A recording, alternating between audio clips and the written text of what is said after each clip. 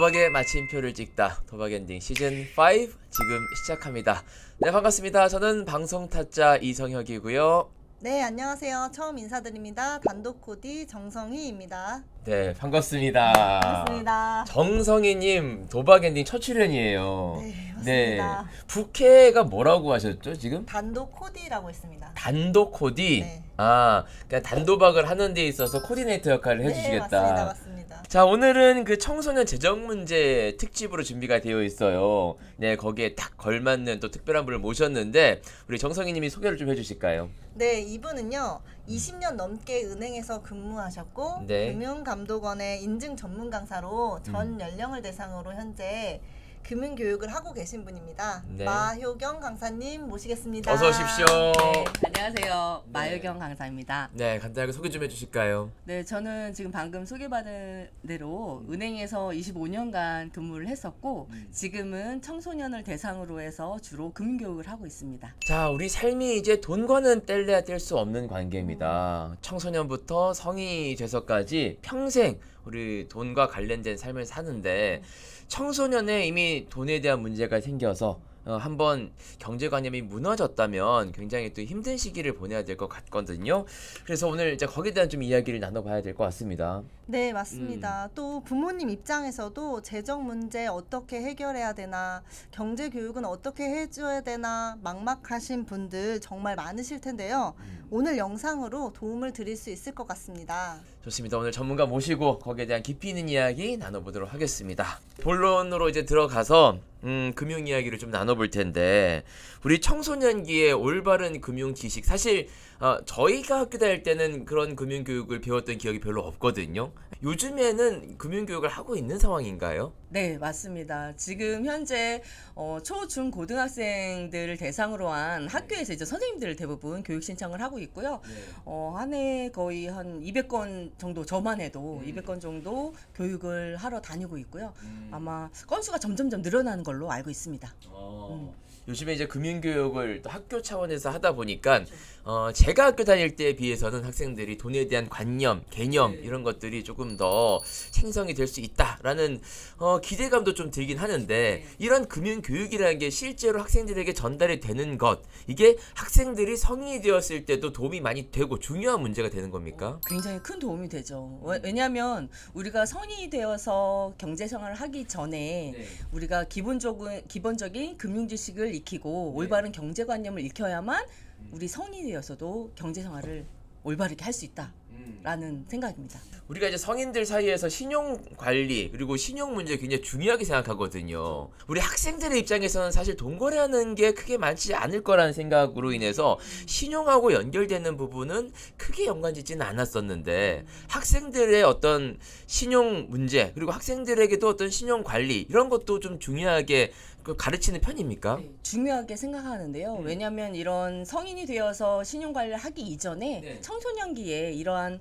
금융 그리고 이러한 신용 관리에 대한 습관을 익혀야만 성인이 되어서도 그 생활이 유지된다라고 생각을 하고 있거든요. 그래서 청소년기에 올바른 신용 관리 방법을 익히고 습관을 기르는 것이 굉장히 중요하다라고 생각됩니다. 그렇죠. 사실 이제 신용이라는 거는 좀 쉬운 말로 하면 이제 약속이라고도 볼 수 있는데 약속을 잘 지키는 것 이거는 어릴 때부터 이제 습관이거든요. 어릴 때부터 습관이 되어 있고 이게 좀 정해진 기간, 정해진 시간에 내가 이게 신용을 좀 정확하게 해야 된다라는 관념이 생긴다면 이게 성인이 됐을 때도 자연스럽게 이어지지 않을까라는 생각이 또 들긴 하거든요. 이런 교육이 좀 필요하다는 생각이 드네요. 네, 맞아요. 우선 그럼 현장에서 청소년들에게 어떤 내용에 중점을 두고 교육해주고 계신 건지도 궁금한데요. 간략하게 안내해 주실 수 있을까요? 네, 기본적으로는 우리 돈에 대한 가치를 이해하고 합리적인 선택을 통해서 소비하는 방법을 가르치기도 하고요.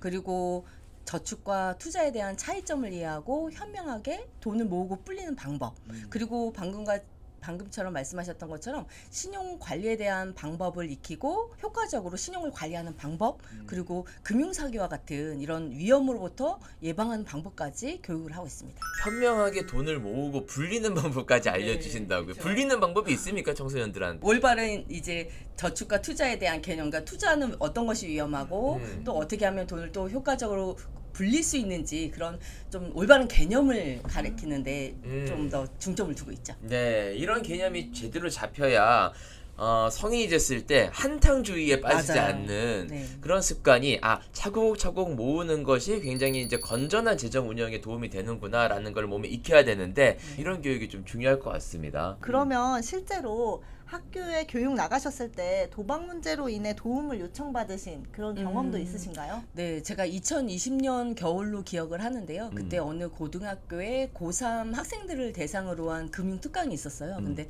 학교 선생님께서 담임을 맡고 계신 그 학급 내에 도박 문제로 힘들어하는 네. 학생이 있어서 저에게 특별히 요청을 하셔서 제가 준비해 나간 적이 있었습니다. 그 학생들끼리 뭐 어떨 때 보면은 내가 당장에 밥을 먹어야 되는데 혹은 뭐 준비물 사야 되는데 용돈이 없을 수도 있거든요. 그러면 친구들한테 내가 빌리기도 하고 뭐 그래서 다음에 또 갚기도 하고 이러면 이것도 이제 작은 어떻게 보면 돈 거래가 되는데 네. 이런 문제가 생겼을 때는 또 친구들 간의 다툼 이게 또 폭력 문제까지 번진다고 얘기를 들었어요. 네네네.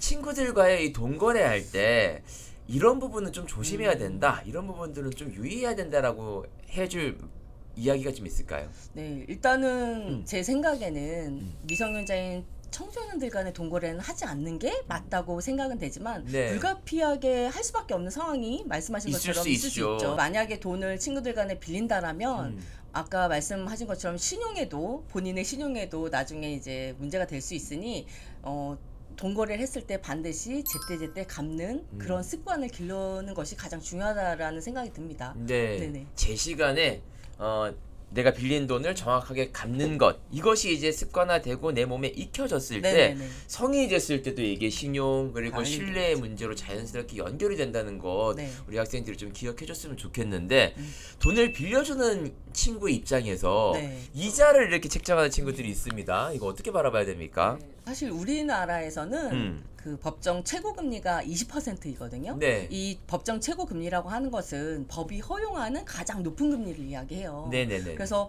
연 20% 이상의 이자를 받는 것은 사실 불법입니다. 네. 우리 청소년들이 사실 불법을 저질러서는 안 되겠죠. 그럼요. 미성년자가 부모의 동의 없이 돈을 빌렸을 경우에는 취소가 가능하다는 것도 알고 있어야 될 것 같습니다. 그래서 가급적이면 친구들끼리 돈 거래를 만약에 한다 하더라도 네. 높은 금리를 요구하거나 또 높은 금리로 돈을 빌려서는 안 되겠죠. 네, 일단은 이제 법적 이제 정해진 금리가 있기 때문에 연 20% 이상을 받겠다는 친구가 있다면 이거는 법적 처벌까지 받을 수 있는 문제인 거고 그러나 이제 미성년자들의 돈 거래에 있어서는 요거는 또 취소가 가능하기 때문에 돈을 빌려주는 것으로 인해서 돈을 불리는 쪽으로 연결을 짓지 않았으면 좋겠다는 생각도 드네요.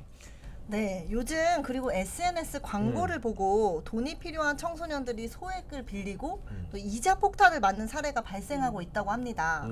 대리 입금이라는 그런 게 이제 문제가 되고 있다는데 혹시 자세히 설명해 주실 수 있으실까요? 대리 입금이라는 게 뭐죠? 대리 입금이 대신 돈을 내준다는 얘기인 거죠. 말 네. 그대로 SNS를 통해서 이루어지는 고금리 소액 대출 거래를 이야기해요. 그래서 네네. 대리 입금을 줄여서 델입이라고도 청소년들끼리 이야기하기도 합니다. 네네. 주로 경제력이 없는 청소년들을 대상으로 해서 연 1000% 이상의 고금리로 단기간에 대출을 해주는 거라서 청소년들의 주의가 반드시 필요한 거죠. 이 불법 사금융 중에 내구재 대출, 이게 소위 이제 휴대폰 깡이라고 해서 이런 걸로 이제 피해를 보는 학생들이 있다고 하는데 이게 무엇인지 그리고 이런 것에 이렇게 한번 빠지게 돼서 어려움을 겪는 친구들에게는 또 어떤 대응 방법이 있는지 그런 설명이 좀 가능할까요? 내구재 대출은 사실상 부모님의 허락 없이 휴대폰을 개통할 수 있는 만 19세 이상의 청소년들이 주의해야 할 사항이긴 한데요. 네. 일단 내구재 대출은 나 스스로를 구제한다라는 의미의 대출인데요. 네. 이제 돈이 필요할 때 은행을 통해서 돈을 빌리지 못하는 사람들이 휴대폰을 개통하면서 이제 돈을 빌려받는 이런 말씀하신 휴대폰 개통 대출, 휴대폰 깡이라고도 불리거든요. 네. 근데 대부분 이렇게 휴대폰 개통을 해서 돈을 빌리고 난 후에 그 휴대폰을 받은 대부업자들이 이런 통신요금이라든지 단말기 값을 갚지 않아도 된다라고 홍보를 하긴 해요. 네네. 그런데 결국에는 그 휴대폰 단말기 값을 비롯해서 통신요금을 떠안게 된다든지 아니면 소액 결제로 또 금전적인 피해를 입는다든지 네. 또 대포폰 개통으로 인한 그런 처벌까지 받을 수 있기 때문에 주의도 필요하지만 돈이 필요할 때는 사실상 그런 곳을 찾는다기보다는 일단은 은행을 찾는 것이 우선이고 네. 은행을 찾지 못할 경우에는 이제 사실 서민금융진흥원과 같은 좀 더 대출이 좀 쉬운 기관을 통하는 게 좋은 방법이라고 생각을 합니다. 불법 사금융으로 인한 이제 피해를 입는 경우에 청소년들은 어떻게 대처를 해야 될까요? 어디다가 신고를 한다거나 하는 그런 대처 방법을 안내해 주시면 좋을 것 같거든요. 112 경찰서에 신고를 하거나 금융감독원 1332로 전화를 해서 그러한 불법 사금융에 대한 신고를 하고 그런 대응을 할 수 있을 것 같습니다. 도박 빚을 갚기 위해 청소년이 고액의 알바에 유혹되는 경우가 많다고 들었거든요. 고액 알바로 인해서 어떤 피해를 입을 수 있나요?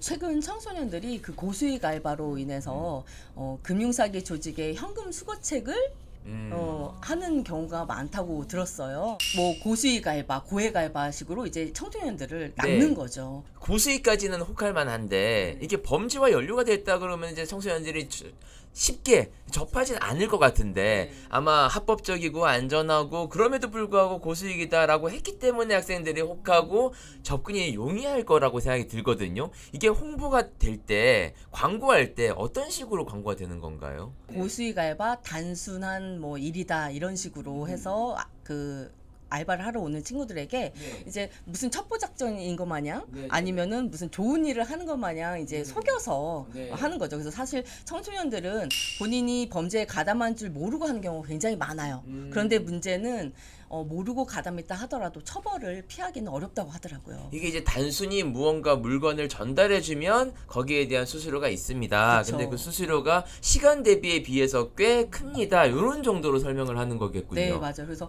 네. 그 현금을 전달하는 걸 모르고 이제 현금 수거책 일을 하는 청소년들이 많아서 네. 사실상 내가 하는 일에 비해서 좀 더 많은 돈을 주는 알바다라고 한다라면 피하는 것이 좋지 않을까라는 생각이 듭니다. 보이스피싱 같은 거 할 때도 본인이 직접 그 돈을 받지 않고 중간에 그 수거책을 두거든요. 맞아요. 근데 그 수거책이 범죄인지 모르고 가는 경우들이 많다는 거예요. 저는 이제 같은 직원이라든지 같은 이제 일행 혹은 이제 일원이라고 생각했었는데 그런 범죄에 연루되는지 모르고 가는 경우가 많기 때문에 그렇게 해서 범죄에 가담하는 경우도 많은데 실제로 법적 처벌을 한다는 겁니다. 맞아요. 네, 그래서 이런 부분도 상당히 좀 알려야 될 필요가 있고 네, 네. 고수익이라고 해서 너무 혹하거나 거기에 대해서 좀 안이하게 생각하면은 어렵다 이런 생각도 드네요. 네. 근데 법적 처벌뿐만 아니라 사실은 그 피해자의 피해 금액을 배상해야 되는 일도 생길 수 있으니까 아하. 주의가 필요하죠. 네. 그냥 잠깐 뭐 10분, 20분 물건만 전달해주면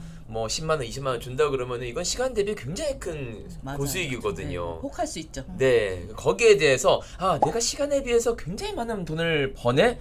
근데 누구나 할 수 있는 일이야. 이 전문적인 일이 아니야. 라고 하면은 한 번은 의심해 봐야 된다는 네, 겁니다. 맞습니다. 이 불법 사이트 운영자들도 이 수익금 관리나 이 자금 세탁을 하기 위해서 대포 통장 얘기 많이 합니다. 네네. 네, 대포 통장 많이 만들고 이걸로 인해서 문제가 발생이 되는데 사실 이 대포 통장에 대해서 잘 모르시는 분들이 많거든요. 네. 설명이 좀 가능할까요? 네, 대부 통장이라고 하는 것은 통장을 만든 사람, 통장의 주인이죠. 통장의 주인과 실제 그 통장을 사용하는 사람이 다른 것을 대포 통장이라고 하거든요. 네네네. 그래서 비정상적인 통장, 불법적인 통장을 이야기하고 네. 대부분 금융사기와 같은 범죄에 이용되는 경우가 많습니다. 네. 그래서 이런 통장은 우리나라 법으로는 통장을 만든 사람이 직접 사용하도록 우리나라는 법에 정해져 있기 때문에 본인의 통장을 돈을 받고 빌려주거나 네. 아니면 양도하는 일이 있으면 안 되겠죠. 그렇죠. 네, 그래서 큰 돈을 벌기 위해서 자신이 쓰던 통장을 넘기는 경우도 있기 때문에 우리 청소년들이 또 이런 대포 통장에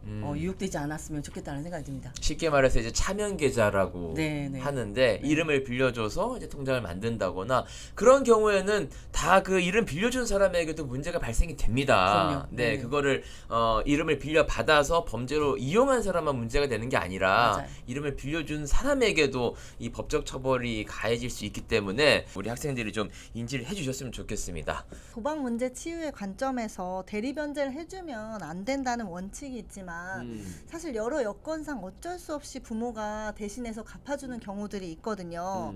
경제 교육적으로도 대리 변제를 할 때 유의할 점이 혹시 있을까요? 사실 미성년자인 청소년들은 사실 부모님과 함께 문제를 해결하는 것도 중요하죠. 네. 그런데 이렇게 부모님이 대신 빚을 대신 갚아주는 것이 당연한 일이 아니라는 것을 인식시켜주는 것이 가장 중요하다고 생각이 듭니다. 네. 그래서 올바른 경제관념과 그리고 경제적으로 자립할 수 있도록 우리 자녀들에게 적극적으로 금융교육을 받을 수 있게 지원해 주시는 게 좋은 방법이라고 생각을 합니다. 저희 도박 엔딩에서도 늘상 주장하는 게 머리는 차갑게 가슴은 뜨겁게 네 항상 가슴으로는 따뜻하게 품어주지만 이 금전적인 부분들은 항상 갚아주지 않고 차갑게 대하는 것이 장기적으로 봤을 때는 또 아이들에게는 유리할 수 있다 이렇게 얘기를 하는데 그런 부분들을 말씀해 주신 것 같습니다. 가정에서 이 금전 교육, 경제 교육 굉장히 중요할 것 같거든요. 네네. 그리고 부모님들이 어떻게 접근하면 좋을까요? 일단 자녀에게 올바른 경제 습관과 관념을 길러주기 위해서는 자녀와 상의해서 한 달 용돈을 금액을 정하고 범위를 정해서 스스로 돈을 관리할 수 있는 능력을 키워주면 좋을 것 같아요. 네. 그리고 본인 스스로 용돈을 계획하고 사용하면서 또 절제된 그런 생활 습관도 기르고 혹시라도 용돈이 부족할 때는 집안일을 돕거나 네. 아니면 아르바이트를 해서 돈을 벌어서 사용할 수 있도록 하는 것이 저는 도움이 될 거라고 생각이 듭니다. 정해진 날짜에 정해진 시간에 돈을 따박따박 용돈으로 주고 그 돈으로 인해서 빨리 쓴다면 나머지 시간을 힘들었던 경험으로 하는 것 그리고 그걸 잘 관리했을 때 모아서 자기가 원하는 것을 또 살 수 있는 경험을 하게 해주는 것이 경제적으로 아이들에게 잘 교육을 하는 것이 아닌가라는 생각도 드네요. 네. 도박 문제가 있는 청소년들은 한번 큰 돈을 벌어보고 또 그걸 펑펑 써봤던 경험이 있기 때문에 그런 돈에 대한 개념이 많이 무너집니다. 네. 그런 이렇게 무뎌진 돈에 대한 가치나 감각을 되살리기 위해서 어떤 노력을 할 수 있을까요? 우리 청소년들이 돈의 가치를 깨닫고 올바른 경제관념을 갖기 위해서는 좀 적극적으로 금융 지식을 배워보는 것이 좋을 것 같다는 생각이 드는데요. 사실 금융하면 굉장히 어렵고 재미없을 거라는 선입견을 갖게 되는데 요즘에는 동영상이라든지 웹툰, 체험형 교육을 통해서 굉장히 재밌고 쉽게 금융교육을 받을 수가 있습니다. 아무리 좋은 이야기여도 따분하거나 약간 좀 지루한 이야기들은 오래 듣기가 쉽지가 않아요. 어른들도 그러할 텐데 아이들은 당연히 그럴 것 같거든요. 그래서 모든 것들은 좀 재밌게 좀 의미 있게 접근을 하고자 게임 형태로 좀 컨텐츠를 좀 만들어 주시면 학생들에게 조금 더 이 전달이 쉽지 않을까라는 생각도 드네요. 학생들이 이 경제 교육을 배우고 싶은 곳을 직접적으로 좀 찾아보거나 이런 정보를 좀 활용할 수 있는 공간이 있을까요? 네, 금융감독원의 금융교육센터라는 사이트가 있는데요. 그곳에 들어가면 이제 연령대별로 다양한 웹툰, 아까 말씀드린 영상 네. 이런 것들이 많아서 스스로 금융 지식을 습득하기엔 굉장히 좋은 사이트입니다. 그런데 뭐 그렇게 혼자서 공부하는 것보다는 우리 친구들과 같이 게임 형태로 같이 그 수업을 원한다라면 청소년 금융교육 협의회로 교육 신청을 하게 되면 네. 대부분 학교나 시설에서 신청을 하거든요. 그렇게 되면 이제 뭐 금융교육, 저와 같은 금융교육 전문 강사들이 직접 찾아가서 다양한 활동과 그 게임으로 재밌게 그리고 쉽게 금융교육을 받을 수가 있습니다. 네, 좋습니다. 웹툰으로 또 전달하는 부분이 있다고 하니까 네네. 조금 더 쉽게 전달이 될 것 같고 끝으로 아직도 이 금전적인 문제 때문에 힘들어하는 청소년들이 많이 있습니다. 네네. 그리고 그 힘들어하는 청소년들 때문에 더 괴로워하는 부모님들도 많거든요. 네, 한마디 해주신다면 어떤 이야기 할 수 있을까요? 청소년 여러분, 도박은 우리 어른들과 함께 해결하고 극복해야 할 문제입니다. 도박으로 혹시 고민하고 있다라면 절대 숨기거나 혼자 해결하려고 하지 말고 부모님을 비롯해서 주변 어른들에게 꼭 도움을 요청하시길 바랍니다. 도박에 대한 문제 때문에 아마 많이 힘들어하실 텐데 저희 도박 엔딩에서도 항상 이야기합니다. 숨기면 숨길수록 나중엔 더 크게 터진다. 그래서 힘들수록 용기를 내서 부모님과 주변 사람들에게 선생님에게 좀 알리는 용기를 발휘하시면 좋겠습니다. 자, 이렇게 해서 오늘 청소년 금융 문제에 대한 이야기를 좀 나눠봤는데요. 우리 마유경 선생님께도 감사의 말씀 드리면서 저희는 여기서 인사드리도록 하겠습니다. 함께해 주신 여러분 고맙습니다. 감사합니다. 감사합니다.